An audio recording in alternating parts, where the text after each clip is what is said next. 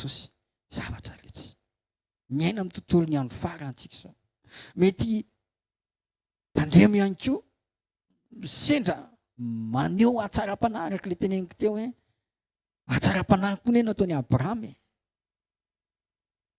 tamin'ny Lot izy koa tsy nanan-janaka raha teo. Atsara-panahy koa ne nataony Josoa tamin'ireo firenena misy firenena tsy navelany hiavana aminy fa dia ohatran'ny hoe naneho fahatsara-panahy diso fa manontaniany tompo. Raha mba nanontany manko izy dia tsy nanana problème taty aoriana. Indray solution tadavintsika, solution mava olana eo no eo fa tsy maharitra fa mitarika olana vaovao.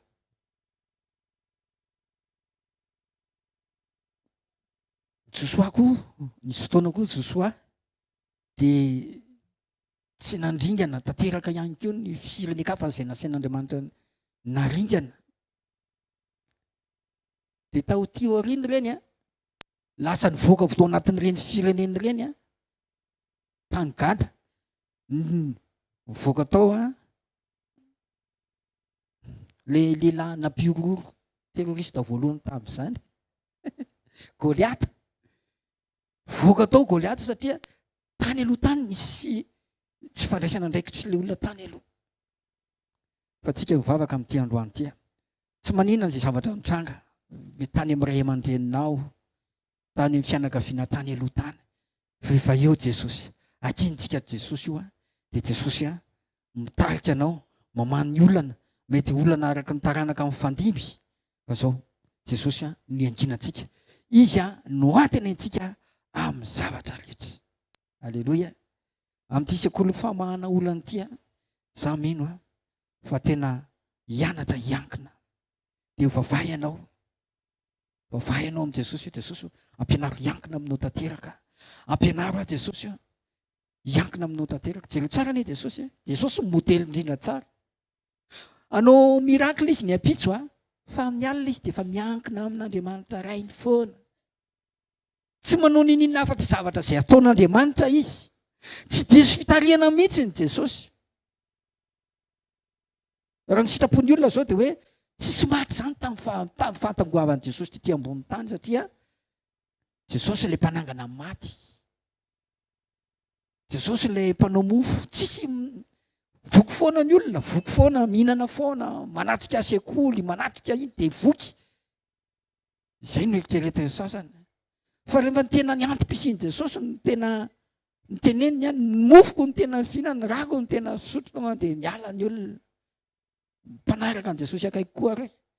Miala mpianatra mbola nampitanian'i Jesosy rehefa niala daholo ny ankamaroan'ny olona. Nareo koa ve mba handeha? Ka izay le hoe mila tena hoe Jesosy zany. Tena hoe ilainao amin'ny zavatra rehetra. Aza le eritreretinao le amahanan'ny olana any amin'ny anina, any amin'ny anina. Mety solution mandalo reny, averiko ihany solution mandalo reny. Dia indraindray misy solution tsaraka an'Andriamanitra koa reny dia vetivety fotsiny dia olana vaovao any aoriana. Fa amin'ity androany ity, ndao tsika hivavaka, ndao tsika hitsangana dia hivavaka amin'izao fotoana izao. Dia samy manomanao fony tsara. Samy mitenena amin'ny Jesosy ianao amin'ity androany ity. Jesosy tena ianao ny ilaiko hoe atovy tena sura fotsiny fa tena Jesosy koa no tena ilainao Sendra ny solution meny Jesosy ny ilainao fa tsy Jesosy loatra. Fa tiavy Jesosy. Malaly ny ataony eo amin'ny fiainanao izy. Fantany io ka manjoanao izy. Fa mijery ny toam-ponao hiankina aminy ve izy. Tandremo ny fonao. Ny tadavin'Andriamanitra aminao dia ianao tafaray aminy. Ianao mamokatra vokatry fanahy foana. Na do anatin'ny problème ary. Misy fruit de l'esprit foana ho raisina eo aminao. Mandritry fotoana rehetra amin'ny anaran'i Jesosy. Ray amin'ny anaran'i Jesosy Kristy avy Nazareta. Saotranao izay Jesosy za amin'ny teninao zany mianatra miankina aminao amin'ny zavatra rehetra natramin'ny kely indrindra ary. Indraindray izay Jesosy zatra rehefa tena hitanay fa olana lehibe ilay izy. Dia izay vao mitianankina ilay izy aminao. Nefa ianao te hijery ny fatokinay amin'ny fiankinanao amin'ny zavatra na tena faran'izay kely ary. Hifonanay aminao Jesosy ny fiankinanay amin'ny hevitray amin'ny torohevitr'olombelona, amin'ny zavatra izay ivelany sitraponao, nefa tianay ho atao ihany hamahana ny olanay. Amin'ity androany ity Jesosy ampianaro izay hiankina aminao tanteraka amin'ny zavatra rehetra. Ianao ny fanantenanay, ianao ny zavatra antenainay Jesosy amin'ity androany ity. Ary manomboka izao dia olo fiankinana marina aminao izay, dia ho lavorary ny fikasanay, ho lavorary ny fanerinay, le fanerinay ao anaty sitraponao koa izany, fa tsy fanerinay ny amin'izao fiainana izao fotsiny. Ankasitrahana ny fiainanao raha eo amin'ny alalan'i Jesosy Kristy avy Nazareta. Saotra ray amin'ny anaran'i Jesosy. Amen. Aleo tehaka mafy be ho an'i Jesosy tsika, dia andray mpanompon'Andriamanitra manaraka. Alleloia, tovy mafy ny tiako ho an'i Jesosy. Nao tsika mbola hivavaka ihany. Isory Jesosy fa efa niresaka taminao izy. Amen na? Nanafatra Jesosy hoe aza maka décision ninninona ao anaty fahamporetana, aza manapa-kevitra mialohan'ny décision an'Andriamanitra. Mety misy pression, mety misy olana, mety misy fanambazana, fa rehefa tsy mahazo teny avy amin'i Jesosy dia ajanony. Amen. Ndao avadikitsika vavaka izany. Ndao tsika hiteny amin'i Jesosy hoe ataovy mandreny feo anao zay Jesosy isan'andro isan'andro. Aoka tsy ho lalondalovana ny sofim-panahinay, aoka tsy ho lalondalovana izahay fa andreny bitsikao, satria ny zanaka dia tokony mahare foana ny feo anao ary izay tokony mahare ny fiteninao Jesosy, tokony mahare ny bitsikao izay amin'ny fotoana rehetra. Aoka Jesosy hiala ny salobona rehetra izay manakona ny sofinay ara-panahy, izay manakona ny fiainonay tsy handrehanao. Androany Jesosy ao anatin'izao sekoly famana olana izao dia miverina eo aminao zay, miantoraka eo aminao zay, vonona ieno anao zay, ary tsy hoe ieno anao fotsiny fa ankatoanao amin'ny taridalana rehetra. Rahay amin'ny anaran'i Jesosy mankasitraka anao zay. Amen. Afaka mahazo toerana tsika azafady. Alleloia. Sekoly famana olana androany misy olana zany eo amin'ny fiainantsika fa mila vahana. Zay misy olana eo amin'ny fiainantsika fa mila vahana, dia ambara ombeny moa fa ny fotoanantsika dia tsy famana ny olana eo amin'ny nofo fa araka ny teny ao amin'ny Jaona 7:2 izay milaza toy izao hoe ry rahalahy mangataka ahako mba ho ambinina sy ho salama amin'ny zavatra rehetra ne ianareo, tahaka izay anambinana ny fiainam-panahinareo ihany. Amen na? Izany hoe rehefa mikatokatso ny fiainam-panahintsika dia mikatso ny zavatra ety ivelany. Ao rehefa mora ny fotsika ankatohan'Andriamanitra, rehefa manaiky isika amin'izay teny ampitondrain'Andriamanitra, mety ho sarotra eo amin'ny lofo, fa rehefa votsitra ny fotsika eo amin'ny fanarahana an' Jesosy eo amin'ny fankatoavana, dia manaikinaiky ho azy zany daholo ny zavatra rehetrarehetra. Tsy haiko hoe tianao ve aloha zany fiainana izany, fa zany ny tena atao hoe fiainany zanak'Andriamanitra. Jesosy tsy hoe nanana tanàna be na nanana tanàna roapolo na nanana fanjakana be, tsy hoe raha hita maso tsy hoe nanana ny rehetra Jesosy, fa ny zavatra nisy kosany izay nilain'i Jesosy dia tonga ara-potoana. Inona secret an' Jesosy? Secret an' Jesosy dia tsotra be, nanao izay sitrapony iray izy. Tsy naka décision teo amin'ny tenany izy, Jaona 5:19 angambany izay, hoe zaho izy tsy manao na inona ho aho, fa izay asain'ny ray ataoko ihany dia izay ihany no ataoko. Izany hoe Jesosy zany tsy nahatsapa fahateriterena teny ivelany, fa nieno an'Andriamanitra izy dia nandre an'Andriamanitra izy dia nietsika arak'izay nampanaovin'Andriamanitra azy izy. Tsika ve isan'andro mandre an'Andriamanitra? So dia efa fahazarana ny fiainantsika isan'andro? So dia efa fahazarana ny inona re zany ny zavatra ataontsika eo amin'ny andavanandrom-piainana? Fa andao hiverina tahaka ny an'i Jesosy mandre an'Andriamanitra dia mietsika arak'izay nandrenesana an'Andriamanitra. Alleloia. Ary eo no antony tena hoe amerenana antsika foana, militsika miverina miombona amin'Andriamanitra. Ny fiombonanao omaly dia tsy fiombonanao androany. Ahoana hoe ny fiarahako tamin'Andriamanitra omaly dia tsy ino ny androany, fa omaly a niombona tamin'Andriamanitra, androany indray a mbola miombona amin'Andriamanitra. Isan'andro zany dia misy ny atao hoe fanavozana tsy mitsahatra eo amin'ny fiarahana amin'Andriamanitra. Avaozana isan'andro ny fanoloran-tena eo amin'ny fiarahana amin'i Jesosy. Aleloia. Aleloia. Isan'andro tsika dia manolo tena vaovao indray mba handray taridalana vaovao indray avy amin'Andriamanitra. Amen. Jesosy dia nandre taridalana avy amin'iray dia nihetsika arak'izany. Mety hoe nisy fahaterena teo amin'ny fiarahany tamin'ny mpianatra fa tsy nanapa-kevitra ho an-tenana izy. Dia rehefa tafiditra tao amin'ny sitrapon'Andriamanitra Jesosy dia nieno azy Andriamanitra, dia rehefa nieno Andriamanitra dia mora ho azy ny zavatra rehetrarehetra. Ho an'ny olona izay mora fo, malemy fanahy, tsy mizizo na midoika amin'ny hevitry ny tenany fa manaiky ny taridalana sy mora mankatoa dia mora manaiky ho azy ny zavatra rehetrarehetra. Aleloia. Romanina 8:7-20. Fa izao zavatra ary rehetra izao dia miandry ka maniry fatratra ny fampisehoana ireo zanak'Andriamanitra. Izao zava-boary, ireo zavatra ary rehetra ireo zany dia manana maso, dia manana sofina, dia mijery hoe iza le olona tsy manapa-kevitra ho an-tenany, fa iza ireo olona tena manaiky izay direktiva omen'Andriamanitra azy. Ireo taridalana omen'Andriamanitra. Mahita fa ianao izay olona izay. Aleloia.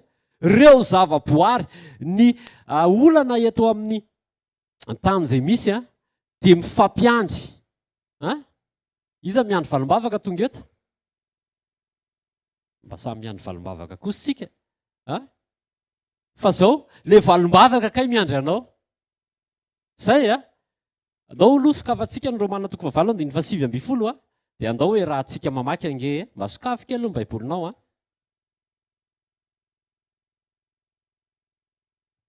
Romanina 8:7-20. Nahita daholo ve? Nahita. Ao ary isa 2:3. Fa izao zavatra ary rehetra izao dia samy maniry fatratra ka miandry ny fampisehoana ireo zanak'Andriamanitra. Ny zavatra ary rehetra, reny zavatra noforonina rehetrarehetra reny zany dia izy tsirairay avy. Reny zavatra noforonina tsirairay avy reny dia samy miandry, dia samy maniry. Tena maniry fatratra hoe roviana nisy zanak'Andriamanitra iseho eto. Roviana nisy olona ampiseho le zanak'Andriamanitra.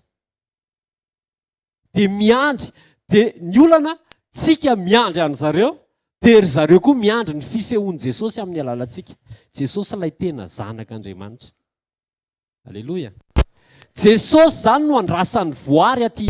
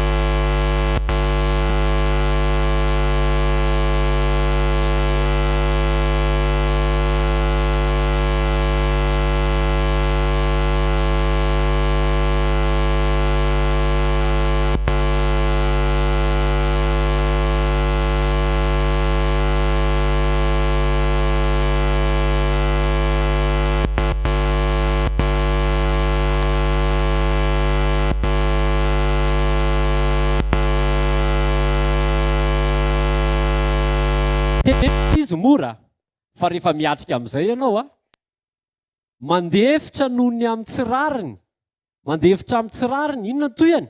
Noho ny fieritreretana ny amin'Andriamanitra. Ianao zany tsy diso teneniny ianao satria ny eritreretin'ny olona fa diso nefa ianao tsy diso, dia eo ianao ilay manakombona vava satria mandehevitra mieritreritra an'Andriamanitra. Mora zany sa tsy mora? Miaraka amin'i Jesosy mora zany. Aleloia. Fa raha nofo no entintsika dia tsy mora zany. Nefa tsika nofo fa natao hitafy an'i Kristy. Natao hoe aninona hoe? Mitafy an'i Kristy dia aleo ilay gant no handray anazy fa aza raisina amin'ny tanana izy. Hitafio Kristy. Rehefa mitafy an'i Kristy ianao dia zany hoe hatrany an-tampondokatra any am-paladizany dia mitafy an'i Kristy dia misy protection zany ianao.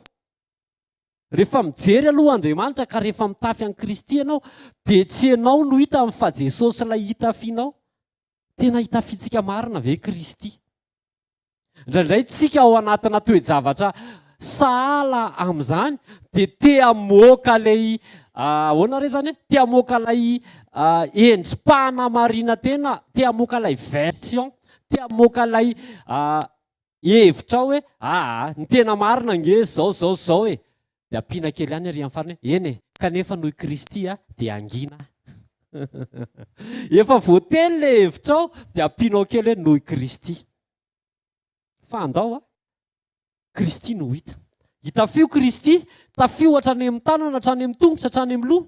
Dia rehefa tonga ilay zavatra dia raiso amin'ny fitiavany Kristy ilay izy. Anano ilay gant an'i Kristy dia raiso amin'ny gant an'i Kristy ilay izy. Fa tsy hampaninanao zany.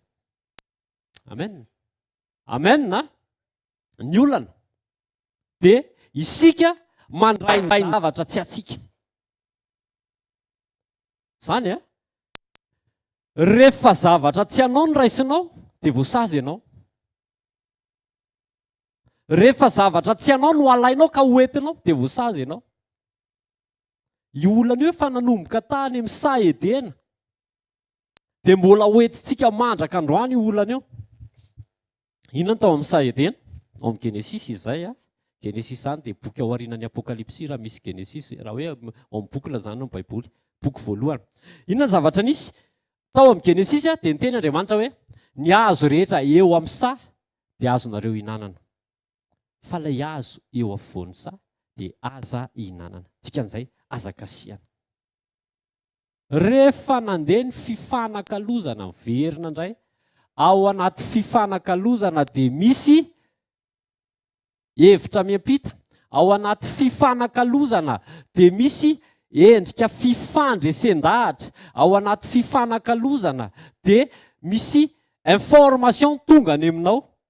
Dia rehefa nifanakalo-hevitra tamin'ny devoly Eva dia niampita tany amin'ny Eva ilay hevitra tao amin'ny devoly dia noraisiny Eva ilay izy nijereny aloha dia noraisiny dia avy eo amin'izay nalainy ilay voankazo efa nandraran'Andriamanitra dia nohaniny. Ao izay sa tsy izay ny tantara?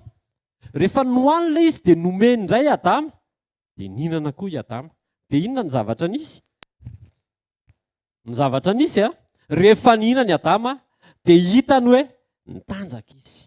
Teo vao nahiratra amin'ny masony izy mivady. Fa maninona tsy teo amin'ny Eva nahiratra amin'ny masony izy mivady hoe vao nihinana ny Eva dia ozy izy Adama hoe hoay, fa naninona ianao? Masony Eva koa mbola tsy nahiratra teo tamin'izy nihinana. Fa rehefa nihinana i Adama sy Eva, izay vao nahiratra amin'ny masony. Ny vokany nozonina. Iza ny voaozina? Alohantsika mba miresaka kely. Iza ny voaozina? Nomena rana. Nomena rana no nozon'Andriamanitra fa tsy Adama ary tsy Eva. Vakintsika Genesis 7 andininy 7:10 hatramin'ny 7:20. Rehefa nanontanian'Andriamanitra zany Adama sy Eva dia hoe inona nataonao ry Adama? Ny vehivavy izay nomenao nanilika tany. Nanontaniana indray Eva, fa inona nataonao ry Eva? Nomena rana no nananina. Dia teo amin'ny mena rana ny tratra farany. Genesis 3:7-7. Ary Jehova Andriamanitra tamin'ny menarana, satria nanao izany ianao koa amin'ny biby fiompy rehetra sy ny biby dia rehetra, dia ianao no voaozina, ny kibonao no andehananao ary ny vovotany no hohaninao amin'ny andro rehetra iainanao. Ianao no voaozina ary menarana. Dia ampifandrafesiko ianao sy ny vehivavy ary ny taranako sy ny taranany. Izy anoritoro ny lohanao ary ianao kosa anoritoro ny omby lahy tongony. Ary io koa izy tamin'ny vehivavy, abe dia abe ny fahorianao ao. Indrindra raha mananaraka ianao ary fahoriana no iterahanao ny zanaka ary ny vadinao no ianteheran'ny fanirianao ka izy no anapaka anao. Ary izy tamin'ny Adama, satria efa niaino ny feon'ny vadinao ianao ka nihinana ny azo izay nandrarako anao hoe aza hinanana, dia voaozina ny tany noho izay nataonao, fahoriana no hinananao ny vokany amin'ny andro rehetra iainanao. Ny menarana ny voaozina, ny tany ny voaozina, fa Andriamanitra tsy nanozina any Adama sy Eva. Tia hafa mafy ho an'i Jesosy. Ny menarana ny voaozina satria nampinakinam-pona any Adama sy Eva. Nisy zavatra tsy tokony niraisiny Adama sy Eva tao dia niraisiny le izy dia netiny. Ny zanak'Andriamanitra, misy zavatra tsy tokony ho raisinao eto amin'ity tany fandalovana ity. Aleloia. Misy zavatra tsy tokony ho raisinao fa tokony ataonao ohatrany tsy misy. Misy tantara anankiray izay atao amin'ny Baiboly, mety hoe afaka mamaky antsika ve angambany. Ao amin'ny Josoa 7. Ovaky koa aingana be. Josoa 7 ovaky itsika manontolo amin'ny anaran'i Jesosy. Izao ny voasoratra. Fa ny zanak'Israely nandika ny didy ny amin'ny zavatra voaozina. Izany hoe nisy zavatra efa nandraran'Andriamanitra dia mbola nataony zanak'Israely ihany. Eto izany aloha tonga dia mipetraka be ilay izy hoe misy zavatra efa nitenenin'Andriamanitra hoe tsy tokony atao dia aza atao re. Tena hoe aza atao, fa miteraka olana eo aminao io sy ny fiarahanao amin'Andriamanitra indrindra. Fahakana zanak' Kamri, zanak' Jabdi, zanak' Zera, avy tamin'ny firenen'i Joda, naka tamin'ny zavatra efa voaozina ka dia nirehatra tamin'ny zanak'Israely ny fahatezeran'i Jehova.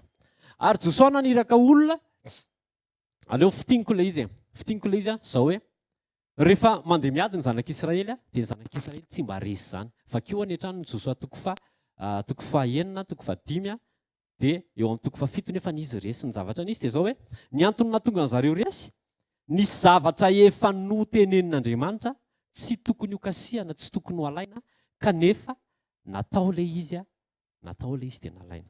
Ilay izy tsy hoe natao dia fantatry ny olona, fa natao tany amin'ny mangingina dia nafenina tany amin'ny mangingina dia nisy vokany lasa resy ny zanak'Israely. Raha resy foana ny zanak'Israely teo aloha, olona betsaka, vahoaka betsaka nefa ry zareo kely fotsiny nandeha niady, dia resy ny fahavalo. Fa teto vahoaka kely dia olona kely koa nalefa dia resy ny zanak'Israely. Dia rehefa nanoresaka tamin'Andriamanitra tamin'izay Josoa, nanontany an'Andriamanitra dia hoe nisy olona naka zava-boaozina tao. Zavatra efa nandraran'Andriamanitra kanefa mbola natao ihany. Dia nampalahelo an'Andriamanitra. Niteraka faharesena teo amin'ny zanak'Israely ny fandikana na fanaovana zavatra izay efa nandraran'Andriamanitra. Dia niteraka olana teo amin'ny firenen'i Israely.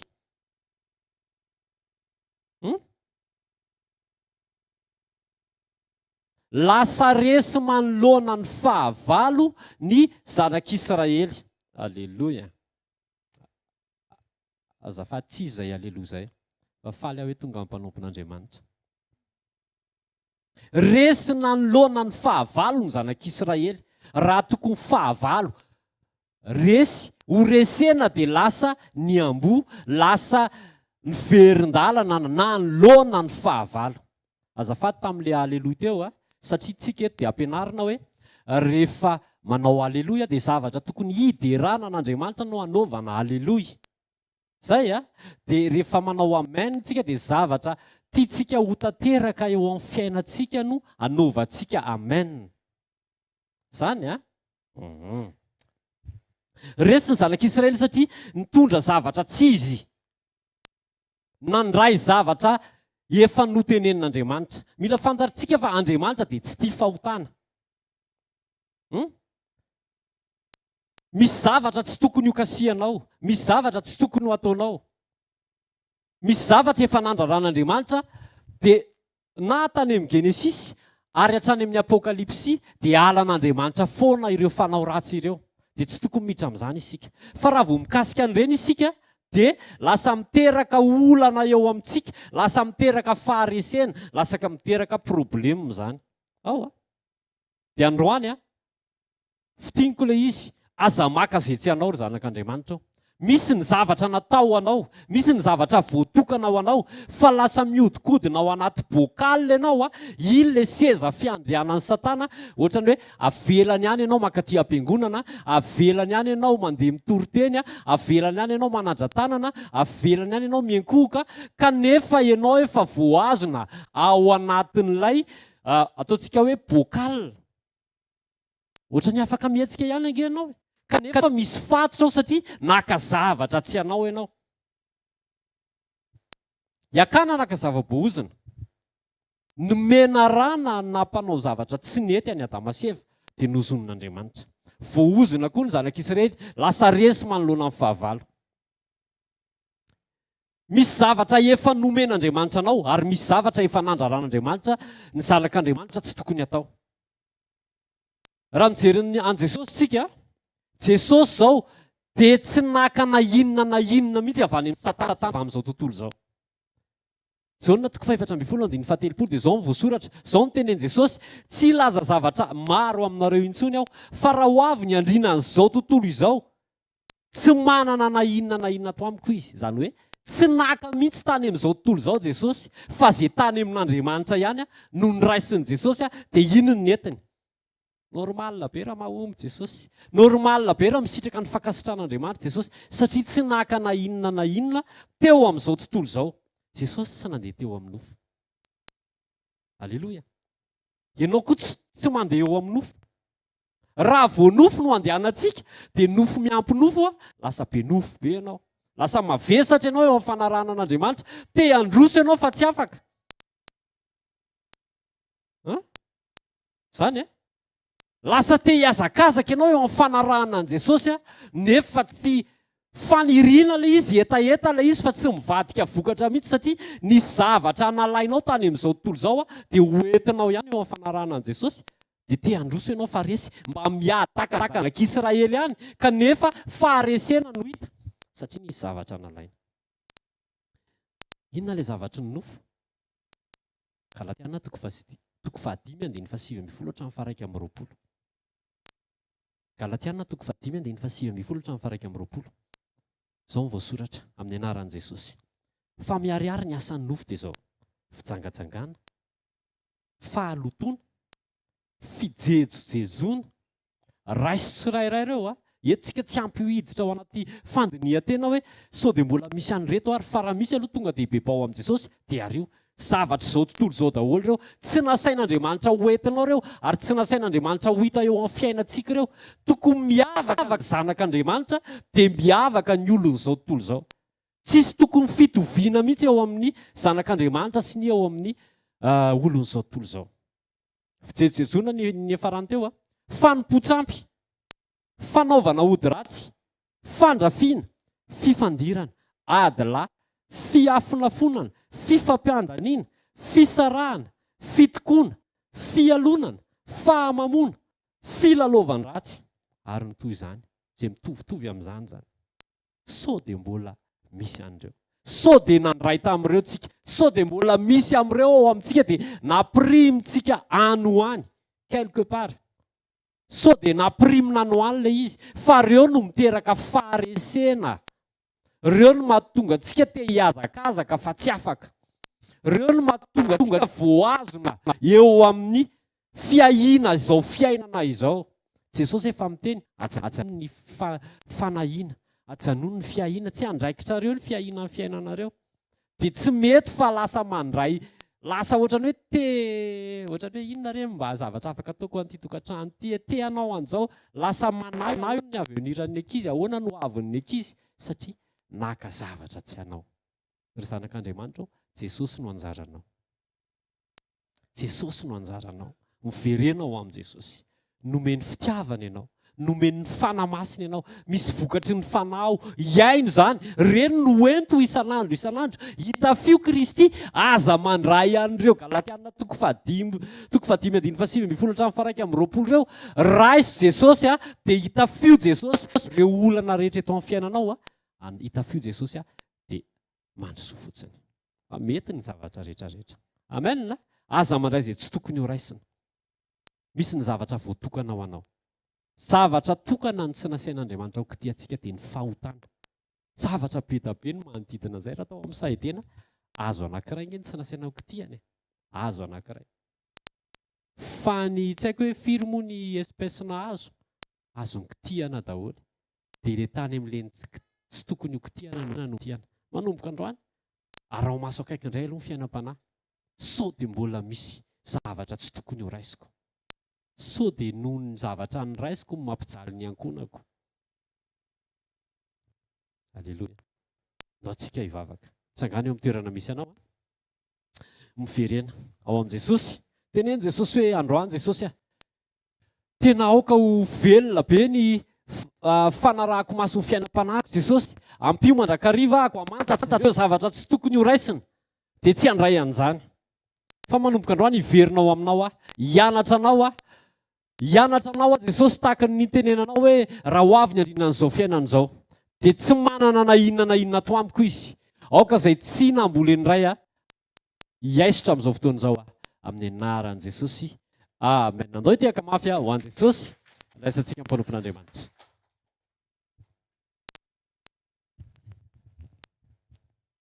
Alleluia. Antsika mbola hitohy vavaka hatrany fafeno fanahy masina sy fametrahana toy amin'ny fotoana rehetra. Alleluia. Eo amin'ny toerana ietsoana ny anaranao tokoa Tompo. Jesosy Kristy Tompo dia manatrika eto ianao. Tsy mitsahatra misaotra anao izay Tompo amin'ny fanotronanao, fanatrehanao, ny fisianao eto amin'ny fiainanay zava-dehibe tokoa izany. Amin'izao fotoana izao dia tonga eto izay tsirairay avy eto indray mangetaeta lalanao, milanao izay Tompo.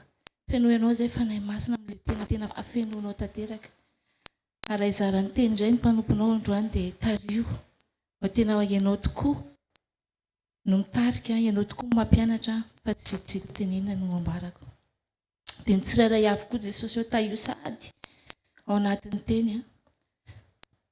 Asandratra ny vavaka sany amin'ny anaranao Jesosy. Alleluia. Amen. Mahazo toerana Tompo. Miarabantsika rehetra indray amin'ity maraina ity. Alleluia. Misy mevy efa eto Jesosy androany. Ndao tsika hitehaka mafy ho anazy. Alleluia. Marina be mihitsy ny tenin'ny mpanompony teo. Misy ny toerana tokony tsy alehantsika intsony. Misy ny zavatra tsy tokony ataontsika intsony. Fa raha mbola ao anatin'izany tsika dia tsisy fandrosoana. Amen. Tamin'ny farany tamin'ny fizarako teto tamin'izay dia niteny aho hoe mily tsika tena malala tsara ny antom-pisiantsika. Mily tsika tena sensible hoe inona tokoa tena zavatra tokony ataoko teny andrasan'Andriamanitra anahy. Dia zava-dehibe mihitsy izay satria raha ao amin'ny zavatra tsy etsonanao ianao dia mety ho lany vany foana, mety ho lany vola. Ka izay indrindra ny tena hoe mily tsika tena hoe malala hoe inona tena antom-pisiantsika, inona tena tokony ataoko. Alleluia. Andray ohatra fotsiny tsara be mihitsy zao izany dokotera izany, dokotera-mpandidy tena mahazo vola be mihitsy izany. Tena tiako mihitsy izany. Nefa mety hoe tsy atsoina amin'izany fa raha anao an'izany fotsiny raha mety hoe hijery fotsiny ohatr'izao ny fanaovana an'ity, ohatran'izao ny fanaovana an'ity, ka anao an'izany mety ho faty ilay olona, tsisy vokany tsara ilay izy azontsika. Ary mety higadra ny hafarako satria mety hamono olona, mety hoe hetaheta tao anaty fotsiny fitiavana fotsiny fa tsy natsoina no amin'izay. Amen. Raha ohatra hoe amin'ny dokotera ny tenin'Andriamanitra kosa aloha dia alleluia, mety mba omby kely ihany. Amen. Alleluia. Zava-dehibe zany tena hoe zavatra ataontsika eo amin'ny fiainantsika eo. misy olona tena hoe mandany andro anatina diplôma betsaka, manana diplôma betsaka izy, zany daholo moa nofinofiny tsirairay avy hoe ho tafita lavitra indrindra. Nefa zao matetika raha mandinika nareo be diplôma be matetika raha tsy manao an'ilay zavatra ataony akory. Fa le olona tsy manana diplôma koa tena hoe tafita koa nefany. Tena hoe fatan'ilay zavatra ataony ary tiany manao an'ilay izy dia mety hoe mahomby izy ao anatin'ilay izy. Amen. Ka izay indrindra tena hoe milika. Tena mahalala tsara ny antom-pitsitsika inona tena andrasan'Andriamanitra antsika. Olana be zany satria very fotoana ozy izy teo very vola maty antoka tsika.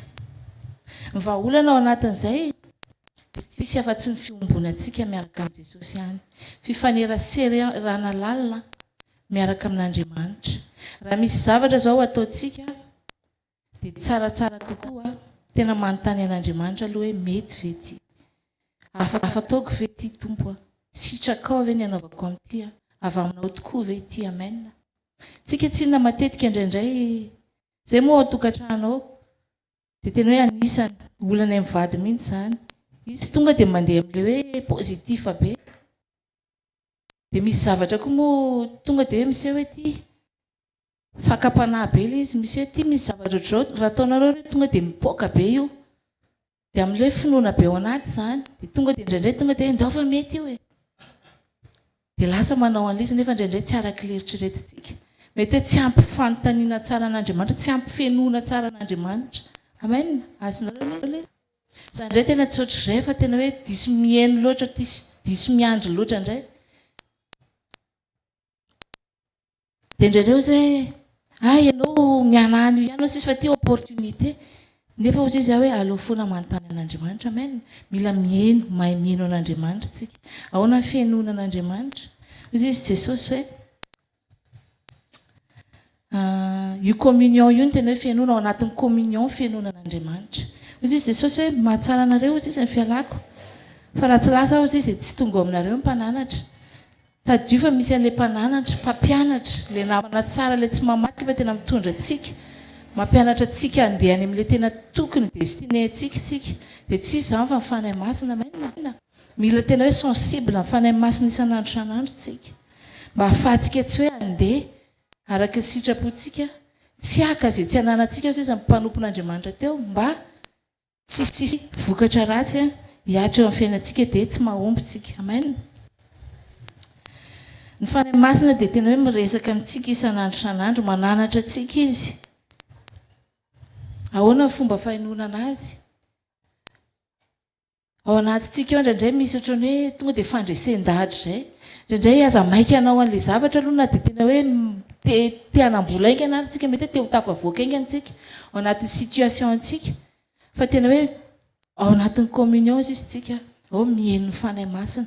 Rehefa mivavaka tsika dia tadidio tsy vitany, tsy haino an'Andriamanitra tsika raha ao anatin'ny 15 minutes zany, ao anatin'ny 30 minutes, même adiny iray zany.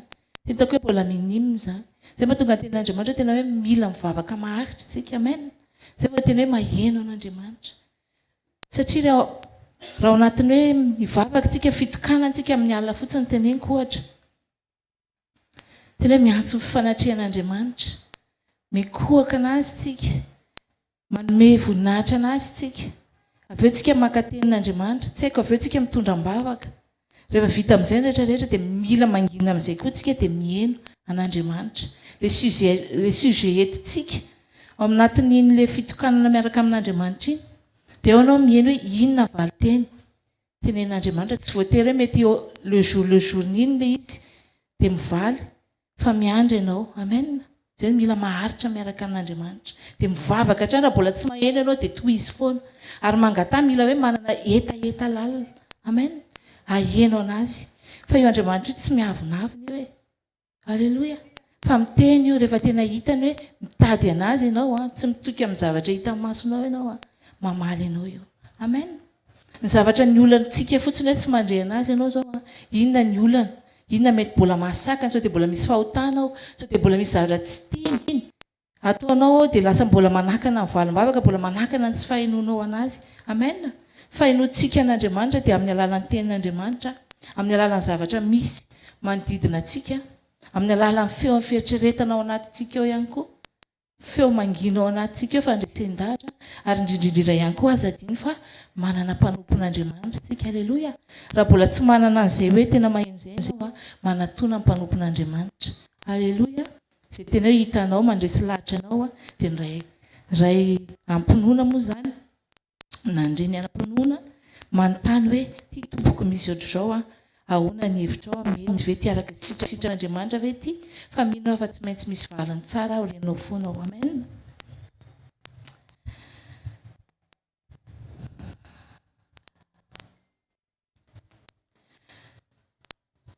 Ny blocage eo amin'ny fiainantsika matetika dia eo ny fanefena aloha. Amen. Misy zavatra tian'Andriamanitra, misy toetra tian'Andriamanitra takiana hiainantsika, fa misy koa nefany raha ohatra hoe misy zavatra ataonao kanefa ny hitanao hoe misy ohatra hoe tsy mety foana izy, efa tsy tafavoaka mihitsy ilay izy, tokony mahatakatra tsika, tokony mandiniteny zany sao dia tsy sitrapon'Andriamanitra koa ary sao dia tsy ao ny antsoan'Andriamanitra tsika. Amen. Dia mila zay tena hoe mila sensible tsika, mila tena mino an'Andriamanitra tsika. Alléluia.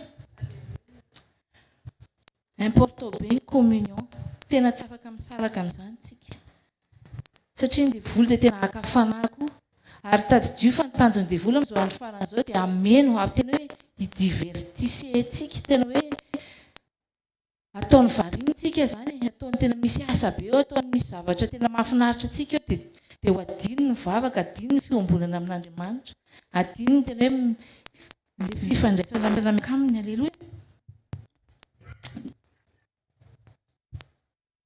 Anisany tena hoe aingana tena hoe hainoana an'Andriamanitra koa dia ny fifadikanana, fitokanana lalina. Amen. Tena hoe raha te-katsaka an'izany ianao dia tena manaova tena jeune, manaova tena hoe zavatra araka sitrapon'Andriamanitra. Amen.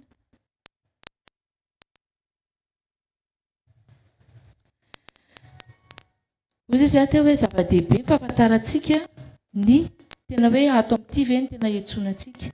Rehetratsika matetika mijery ny zavatra ataon'ny olona dia mety ohatrany hoe mitsiritritsika hoe mety be ihany nanao an'izao dia mety be eo amin'ny fiainantsika, dia mety hoe manao an'izy koa tsika nefa mety tsy mitovy ny vokatra iny. Amen. Mety tsy mitovy ny vokatra iny, ka eo indrindra tena tsy maintsy anontaniantsika amin'ny fanahy masina. Nisy fijoroana vavolombelon'olo izay tena anisan'ny nahafinaritra anazy aho.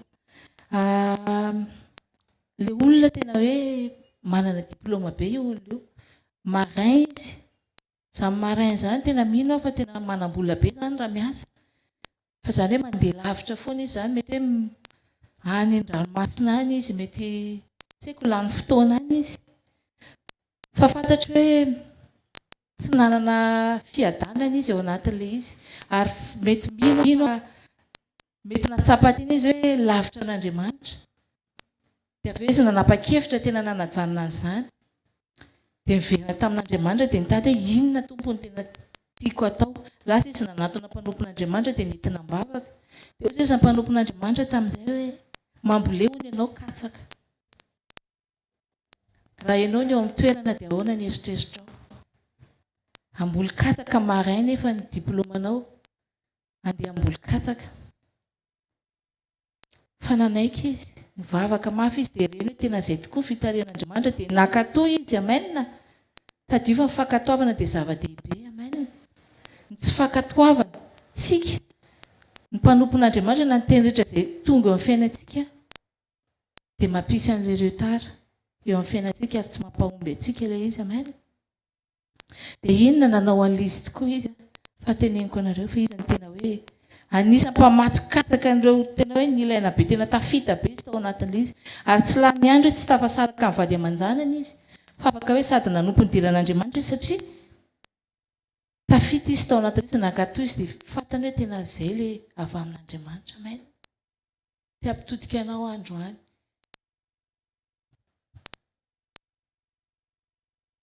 manana communion lalina amin'Andriamanitra meteza manontany azy amen manana omeo lanjany le fanahy masina mibitsika atsika eo mananatra atsika eo mitarika atsika eo alleloia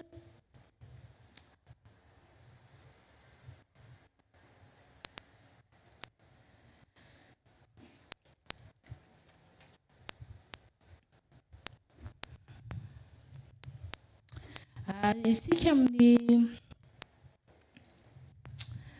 maha-olombelontsika dia anisany antom-pisitsika ihany koa dia hoe tsika aloha dia tsy maintsy miasa amen tokony hiasa tsika satria nanamboaran'Andriamanitra ny olombelona tamin'ny voalohany nanamboarany any Adama dia miasa ozy izy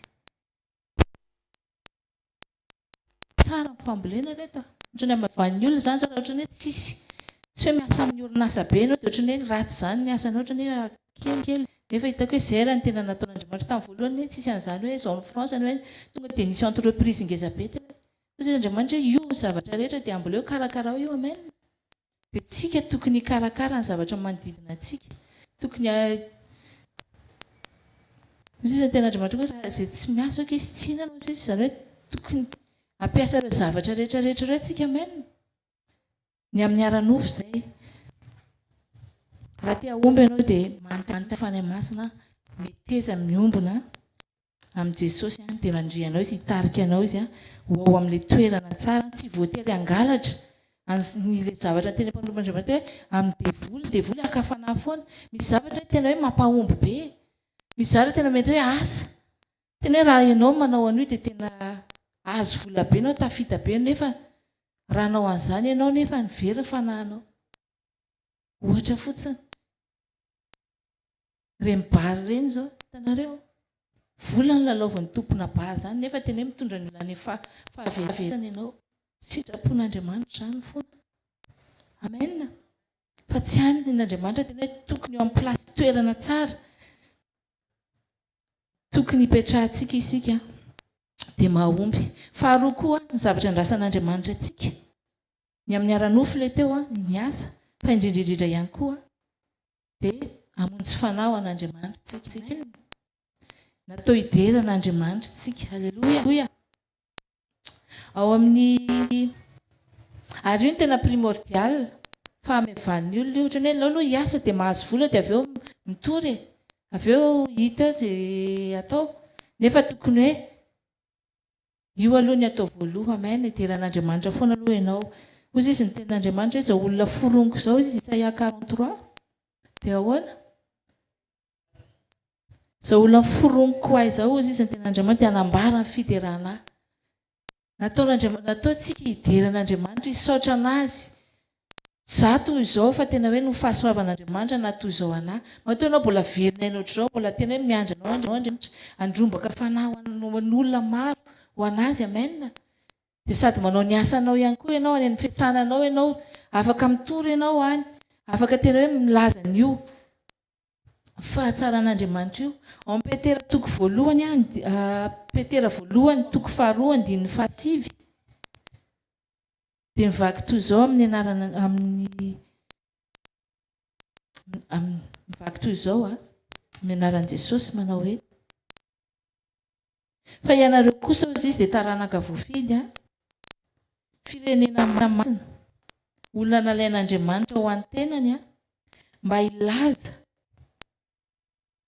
ilazanareo ny hatsaran'ilay niantso anareo hiala tamin'ny maizina ho amin'ny fahazavana mahagaga amen io ny olom-boafidy ianao alleloia olona spesialy ianao io amen azavana mely tena hoe za ty zao isy voly ty le tsisy asy ty mitsangana amin'izay mifoaza anatin'ny torimaso naroa devoly ianao io mitsangana dia mijoro fa olom-boafidy ianao amen avitao nalain'Andriamanitra avitao amin'ny tenany ianao union zany amen ary mila miverinao aminazy foana tsika amin'izay tsika mahomby alleloia mila miombona aminazy foana tsika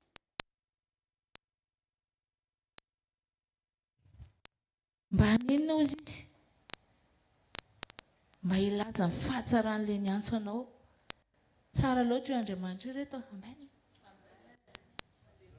tao anatin'ny maizany tsika fa izy namonjy atsika. Mety hoe tao anatin'ny olana maro ianao fa rehefa miverinao amin'io Andriamanitra io tadio fa tao aminy ianao nalaina, mila miverinao aminazy ianao zany. Amen. Mba hampahomby ianao. Aza variana amin'ny hoe ahoana, mety hoe ny tena ratsy any ao anatin'izy dia izao hoe tsy mahomby tsika ao anatin'ny asa ohatra dia lasa manome tsiny an'Andriamanitra fa ahoana ihany Andriamanitra, aiza ihany ilay vanim-bavaka, za mba miasa, za manao an'izao, mba tena ny anaovako an'ity mba sady anaovako ny asanao ihany koa, nefa ohatrany tsy mety mahomby mihitsy raha vao tsy tena ao anatin'ny union tsika, ao anatin'ny communion tsika dia tsy mahomby. Amen. Ny teniny zany amin'ny Jaona 5:10. Mila ao anaty communion tsika, rehefa ao anaty communion tsika, communion lala, fiombonana lala tsika dia mandray tena hoe miray amin'Andriamanitra, dia izy manampy atsika ao anatin'ny asa ataontsika, mampahomby atsika ny asa rehefa tena avy amin'Andriamanitra. Mihina fa ohatrany hoe mandeha ho azy zany io. Amen. Ohatrany ahoana ny ahafantaranao avy amin'Andriamanitra izy, ohatrany misy fiadanana zany, tsy voatery hoe karama be ianao. Amen. Fa mahafaly anao ilay asanao ary misy vokany tsara le manodidina anao ilay izy. Amen. Amen.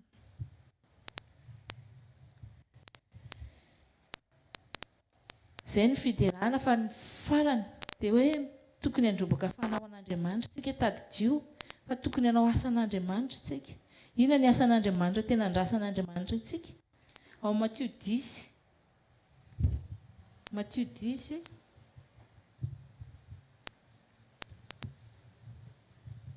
toko 7, Matthieu 10:10 toko 7 ka hatramin'ny 9 eo mamivaky toy izao amin'ny anaran'i Jesosy hoe: raha mandeha ianareo izy dia mitory hoe efa mbe akaiky ny fanjakan'ny lanitra. Amen. Ka sitrano ny marary, atsangano ny maty, diovo ny boka, avoay ny demonia, efa nahazo maimaim-poana ianareo ko manomeza maimaim-poana. Amen. Miandry antsika Andriamanitra be dia be koa ny olona mbola latsaka ao anatin'io fahamezina io amin'izao, fa amin'ny alalantsika, amin'ny alalan'ny firaisantsika amin'Andriamanitra dia maniraka antsika Andriamanitra, miandry antsika izy hoe dana sitrano ny marary, misy marary ao ampiasananao, aza mihafahafa miandry hoe za tsy manao ohatran'izany, tsy voatery an'izany, fa ilay fanahy masina io ane manao ny asa, tsy ianao, tsy amin'ny herin'ny tenanao io. Amen. Fa ilay fanahy masina ao anatinao, ilay Jesosy velona miaraka aminao ao dia mametra tanana azy, mivavaka ao anazy io, tokony hisy vokany io. Amen. Sitrano marary izy, avoay ny demonia, fa mena fahefantsika anitsaka demonia, anitsaka maingoka, tsy hampaninana antsika akory zany izy. Amen. Miandry antsika Andriamanitra, aza matery antsika ao ny Jesosy, aiza ihany, aiza ny jiramako, aiza ny ekolazinjanako, aiza ny hofatranako, fa tadio fa tsy maintsy miaraka ireo. Amen. Ny eo ny asanao fa eo ihany koa ilay andrasan'Andriamanitra anao dia mahomby ianao. Amen. Alleluia. Maromaro izy ireo izy, efa nahazo maimaim-poantsika. Ny fanahy masina io anatintsika, raha mbola tsy fantatra izao io dia azo tanoy daholo io. Galatiana 5:19-21 zay ny mpanompon'Andriamanitra teo, asory daholo hoe lavo ireo. Amen. Dia mba harian'ilay fitarihan'ny fanahy masina amin'izay tsika tena hoe ahombytsika. Tokony amin'izay ny ataonao raha mbola tsy tary izao, mbola fotoana izao, raha mandreny tenin'Andriamanitra amin'izay ianao, mety hoe tsy araka ny eritreretinao ilay izy, fa mankatoava fotsiny dia ahomby ianao. Amen. Zanak'Israely mampalahelo, lany fotoana, lany andro, lany very, tena hoe very maty antoka izy, zavatra tokony 10 jours nefa 40 ans tena misy elanelany be ny zany. Normal hoe maty tena mpandehanana daholo satria vokatry niny tsy fankatoavana an'Andriamanitra. Izany hoe raha nefa misy miracle efa ilay Andriamanitra miaraka aminao isan'andro eo. Fa aoka tsika tsy handeha amin'izay tsika. Amen. Aoka tena tarihan'Andriamanitra foana. Na mety misy zavatra mahomby be areo, miombona amin'ny Jesosy foana aloha, manontania foana aloha. Amen. Raha tsy mahazo valiny tena hoe araka an'Andriamanitra ianao, aza atao ilay izy. Amen. Manjary lasa voavitadio tsy tenin'Andriamanitra ty tandremo ty. Raha indrindrindrina manao asan'Andriamanitra tsika, ty tena anisany mampatahotra anako. amin'ny verset biblika hoe Matthieu 21-22 haitsika tsara anao izy izy ny ten'Andriamanitra izay mahay hoe tonga dia teny azy ozy izy ny ten'Andriamanitra manao hoe izay rehetra manao amiko tombotombo izy izy niditra amin'ny fanjakany lanitra izay manao ny sitrapon'iraiko izay any an-danitra amen marina anao amiko amin'izany andro izany hoe tombokotomboka izy tsy efa naminany tamin'ny anaranao va izahay ary tsy efa namoaka démonia tamin'ny anaranao va izahay ary tsy efa nanao asa lehibe maro tamin'ny anaranao va izahay nefa ahoana nefa dia ozy izy hoe ambarako marimarina aminareo hoe tsy mba fantatra akory ianareo adreo izy izy Jesosy mialamika ianareo nanao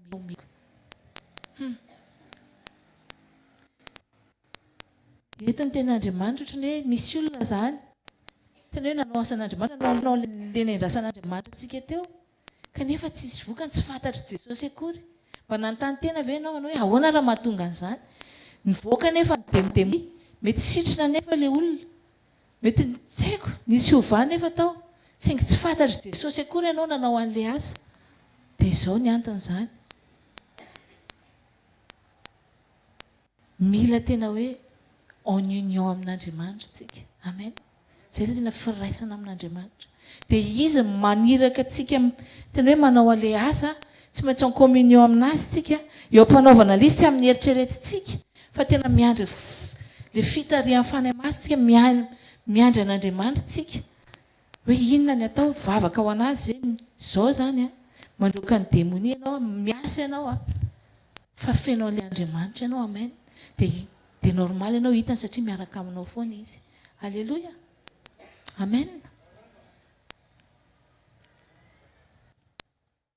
amin'izao vaninandro faran'izao zany dia teneno eo akaikinao Jesosy ny ilainao hoe tsisy afa-tsy Jesosy tsy ny vola be intsony nitoran'ny olona ozy izy ny ten'Andriamanitra hoe torio foana fanjakany lanitra efa ho avy Jesosy amen so dia mbola ny andro amin'ilay aiza ty asy ty ve ahoana mbola tsy mahomby foana ty ahoana mahomby an'ity fa manontania fanahy masina dia andriana azy ianao hoe tia ny ataoko ambinina ao anatin'io sady hitory an'Andriamanitra hamonjy fanahy ao an'Andriamanitra militsika mamerina ny olona ao amin'i Jesosy amen andro faran'izao mampibebaka ny olona dia oka itsika indrindraindrindra ihany koa tsy hanao zavatra tsy araka ny sitrapon'Andriamanitra amen halleloia ndao tsika raha tena hitsangana hisaotra an'Andriamanitra ny amin'ny teny rehetra izay voaray teto indray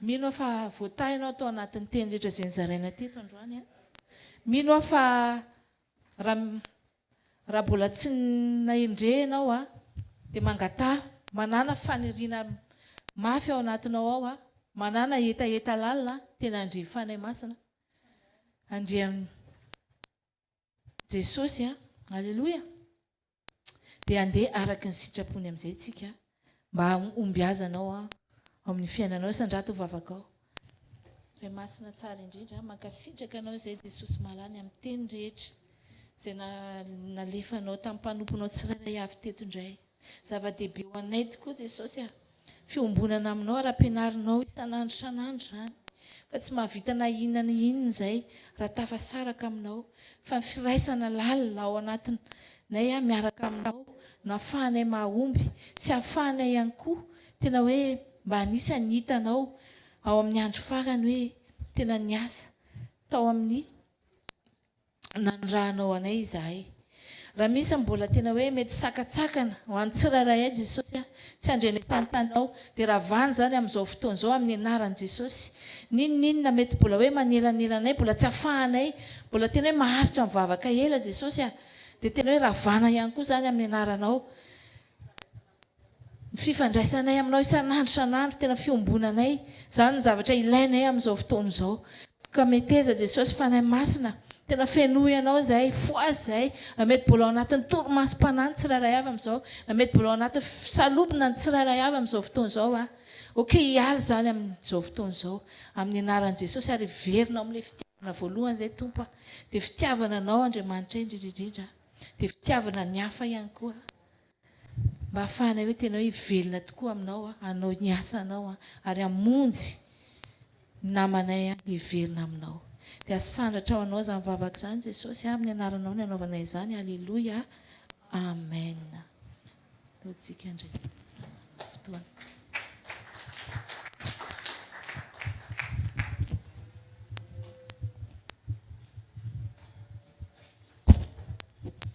Aleloia. Andaontsika hanatanteraka ny fanatitra ho an'Andriamanitra. Dia ny fotoanantsika sy ny sekolintsika dia mbola mitohy rapitso sekoly mpanasitranana, larobia sekoly tokantrano sy fanambiana toetra ihany koa. Ny alakamisy raha tokony hisy ny fifadikanina ao amin'ny shalom, ary ny zomatsika dia eo amin'ny trampokon'olona ihany anaovantsika ny sekoly mpanotronana. Ary indrindrindrindra ny sabotsika dia any amin'ny bypass, any amin'ny bypass izay akaikin'ny gastronomie pizza Iavoloha. Dia miakatra eo ambony kely eo tsika dia hitantsika misy tamboho gasy izay dia ao tsika no hanatanteraka amin'ny fotoana. Manaraka izany dia miverina eto antsika ny manomboka ny alatsinainy sekoly famahan'olana. Dia andaontsika hanatanteraka vavaka rehefa mandeha ny fotoana. Saotran' Jesosy tsika ny amin'ny fotoana androany, saotran' Jesosy tsika ny amin'ny teny izay nomeny, ny amin'ny fiombonana aminy, ny amin'ny fahafoza tenatsika sy ny fotoanantsika hifantoka amin'ny Jesosy, ary indrindrindrindra ny fiainontsika ny fanahy masina. Misaotra Jesosy fa nomenao fotoana izay androany afaka manatanteraka an'izao fotoana izao. Tsy afaka ny tonga teto izay raha tsy nitarihan'ny fanahinao masina, ary ny etaetanay ihany koa eo aminao dia mahavita mahatonga anay tonga eto amin'izao fotoana izao. Misaotra betsaka ny amin'ny teny izay nampitainao teo, misaotra betsaka ny amin'ny teny izay nampitondrainao ny mpanomponao tsirairay avy izay mifandimby, satria ny teny dia ianao ihany ilay Andriamanitra velona. Misaotra Jesosy fa ianao no nanome anay ny fanahy masina mba hitondra ny teninao ihany koa. Misaotra betsaka ny amin'ny fotoana androany mankasitraka indrindra Jesosy amin'ny anaran'i Jesosy Kristy avy Nazareta. Amen. Dia andaontsika hizara fahasoavana. Fa ny fahasoavan'Andriamanitra matoa izao dia ny fahasoavan'Andriamanitra matoa izao antsika. Amen. Tain'i Jesosy daholo tompoko, te bonne journée bénie.